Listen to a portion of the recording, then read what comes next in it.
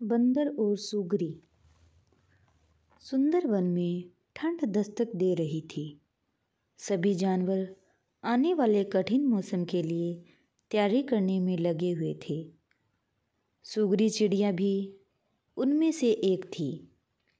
हर साल की तरह उसने अपने लिए एक शानदार घोंसला तैयार किया था और अचानक होने वाली बारिश और ठंड से बचने के लिए उसे चारों तरफ से घास फूस से ढक दिया था। सब कुछ ठीक चल रहा था कि एक दिन अचानक ही बिजली कड़कने लगी और देखते देखते घनघोर वर्षा होने लगी।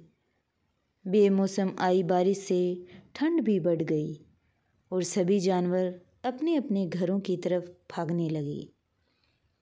सुगरी भी तेजी दिखाते हुए अपने घोंसले में वापस आ गई और आराम करने लगी।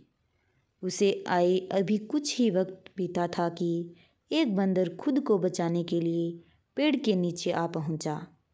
सुगरी ने बंदर को देखते ही कहा, तुम इतने होशियार बने फिरते हो तो भला ऐसे मौसम से बचने के लिए घर क्यों नहीं बनाया?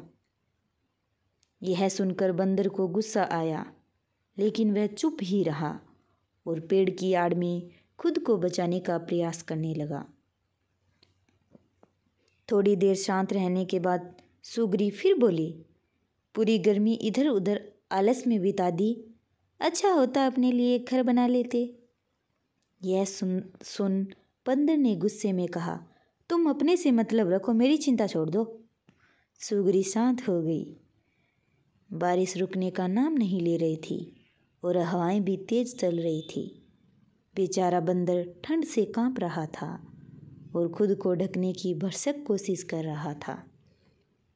पर सुगरी ने तो मानो उसे छेड़ने की कसम खा रखी थी। वह फिर बोली, काश कि तुमने थोड़ी अकल दिखाई होती तो आज इस हालत।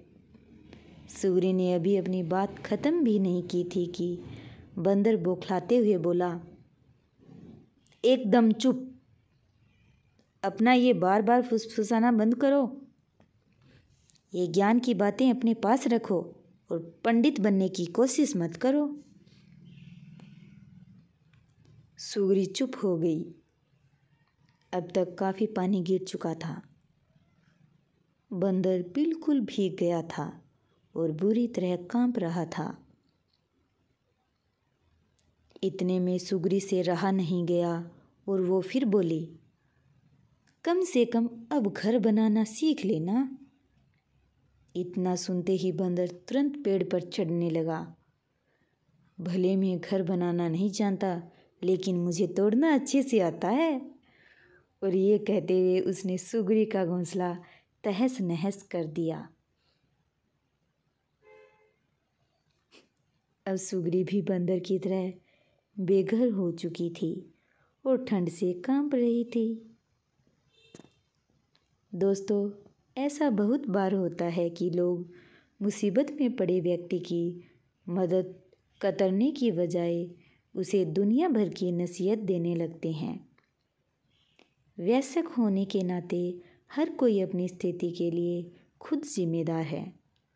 हम एक शुभ चिंतक के रूप में उसे एक आध बार सलाह तो दे सकते हैं, हाँ, पर उसकी किसी कमी के लिए बार बार कोसना हमें सुगरी चिड़िया की ताकत में पहुंचा सकता है।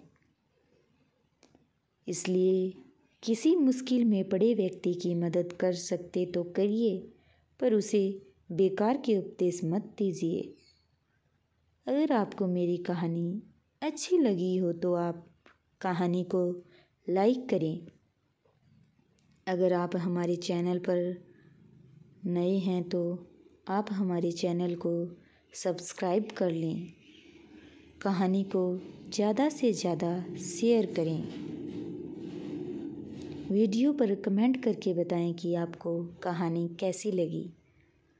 बेल आइकन को प्रेस कर लें ताकि हर नई वीडियो की अपडेट आपको मिलती रहे। कहानी को अंत तक सुनने के लिए आपका बहुत बहुत धन्यवाद।